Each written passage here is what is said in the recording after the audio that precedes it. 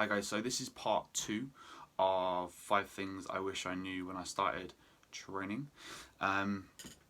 So as I was just talking about, there is more to training than bro split. So as I started, I did what most people do.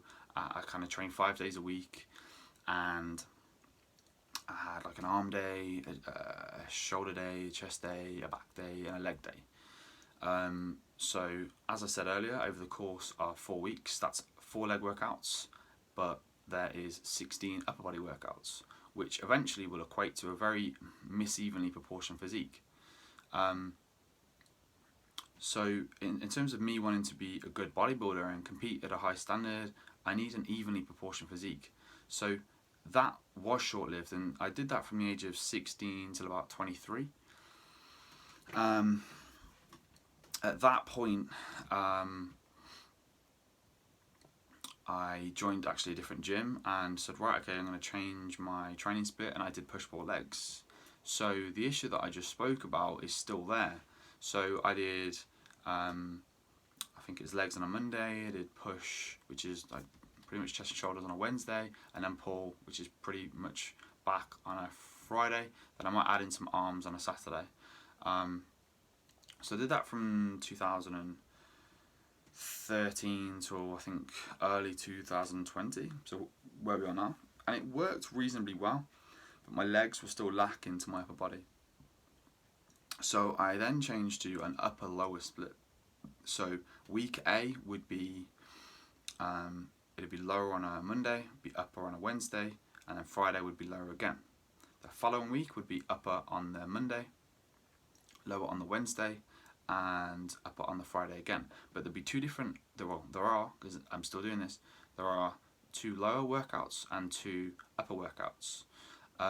So then the bodies for me, I was actually on prep start of this year, prepping for a couple of shows. I had actually 6 that I had focused on, and my physique straight away became more evenly proportioned. It was phenomenal. My photos weekly as I was leading to the shows, my legs were just getting better and better. My physique was becoming more and more evenly proportioned. My body fat was coming down easier than ever due to doing more leg workouts. So yeah, it was paying off greatly. And then obviously we hit lockdown, and well, some of you guys may know the rest of what happened, health issues for me this year.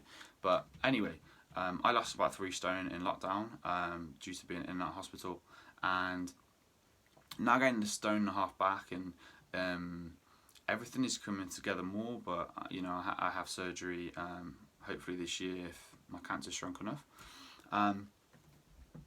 But yeah, so I know guys generally when I hit the gym, legs is such a hard workout. Girls seem to enjoy training legs more. Nowadays it's all about the booty and all that kind of stuff, which is completely understandable. And to be honest, I think an upper-lower split works better for females as well. Depending on how many days they get in the gym and depending on their goal. I coach some women that are doing 3 full body workouts a week, which works very, very well for them, and their body is developing in terms of their muscle growth, and they're getting lean all the time. And obviously women tend to carry more muscle in their lower body than their upper, and tend to just connect better with lower body exercises than upper, from what I've witnessed anyway. I'm not saying that's with all females. So yeah, I think that's pretty much it, guys, in terms of bro split. But again, it's a topic that it's always going to be talked about, and even some of the top guys are still doing bro split. Some of the top guys are still doing push-pull legs. Some of the top guys are doing upper-lower. So personally, I believe upper-lower is better, period, for every single person. It just needs to be programmed correctly. It's a very, very complex subject. Well, it can be for some. I think personally it's straightforward, but some people like to overcomplicate things when in reality it's a really straightforward thing. But maybe I should do another video particularly on why I think upper-lower is best, rather than just continuing on this. Okay, 5. If you're training right, you don't need more than 4 sessions in the gym per week to get an amazing physique. So it's kind of a tag on from what we were just talking about. If you're training very, very hard, 4 sessions in a week is enough. Sorry. I've taken a lot of people from doing 6, 7 resistance training workouts a week back to 4, and their bodies automatically progressed. And I can tell you that a lot of other top coaches have done this with their clients. It's not about how many times you're going to the gym per week, it's about how hard you're training when you're there. I made the same mistake. Didn't eat anywhere near enough quality nutrition when I was a kid, and that held back my performance, and I wasn't even eating enough to optimally recover and grow muscle. It wasn't probably until 2013 when I really started to focus, and this was following my degree. It wasn't until 2013 when I really started to look at how much protein am I eating, how much carbohydrates am I eating, how much fat am I eating, am I eating enough micronutrients, so vitamins and minerals, and then it's kind of snowballed in terms of my knowledge, especially working with a great coach myself in 2018, where I won my first show with NABA. My first 2 shows, I won in 2016, one in 2017, and I hated it. I honestly hated it. I felt like shit the whole prep, and it was pretty horrific, you know. But then my 3rd show came around, and I had some pretty harsh words about my 2nd show and my performance from a judge, and it made me think, right, okay, I need to step up my game now. I need to use someone who's got more knowledge than me, who's competed more times than me, and it was one of the best things I ever did. My physique developed so much faster.